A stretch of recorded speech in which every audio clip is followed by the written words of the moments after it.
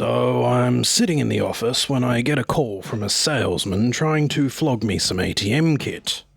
He got my name from one of those magazine free subscription forms a couple of months ago which contains information inaccurate by a factor of 10, except the spending authority, which I inflated by a factor of 100. A little white lie never hurt anyone and periodically dispels the rumour that there's no such thing as a free lunch. I mentally switch to junket mode and tell him it's the technical manager he wants to speak to and can he hold. 2 seconds later, he's talking to my party-stopping imitation of one of our better-known technical managers.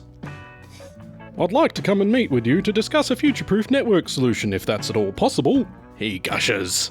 The last thing I want him to do is come to the office and ask around for the technical manager, so I go for the quick junket. Well, I say, I'm a little tied up with some equipment reviews this week. He's pausing a little too long for my liking.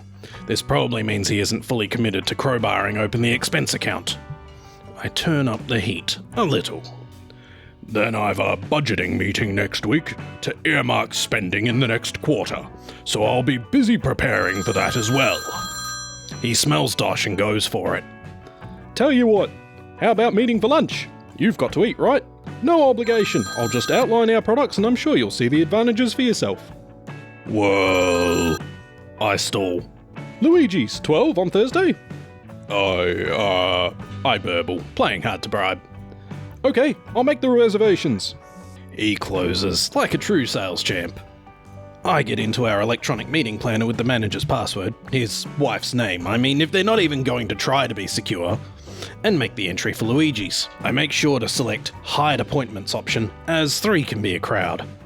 Thursday rolls around and I show up at the bar at 11:30am and work my way through the imported spirits while the tab's open. By the time my sales guy gets there, I am, as we in the Ethernet trade say, in a promiscuous mode. I will buy anything, or at least I would if I had any money, which I don't. However, I do have several of the manager's business cards and a fairly acceptable version of his signature down pat.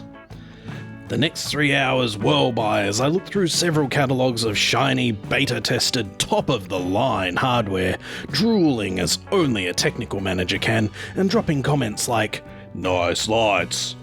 By about 3pm, I feel it's time for the stress period, so I tell him that there is no networking budget for the year as I spent it all in advance last year. He starts crying in an attempt to make me feel guilty. I pretend to fold and tell him to order me a truckload of goods which I'll fake as last year's order. Will it work? Of course, I say. Now, you go and clean up. You're a little bit of a mess. He exits for the bathroom and I quickly check his wallet. There's about £70, so I remove about £40 of it. I don't want to leave him totally broke. While I'm at it, I remove his last payment method by jiggling my trusty permanent magnet around the mag stripe on his credit cards, then make my way to the bar to order another drink. I talk to the barman till the sales guy returns to the table.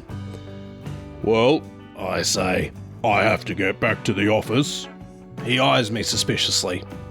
Tell you what, I say, how about I sign an order form and you can fill it in back at your office? A salesman's dream.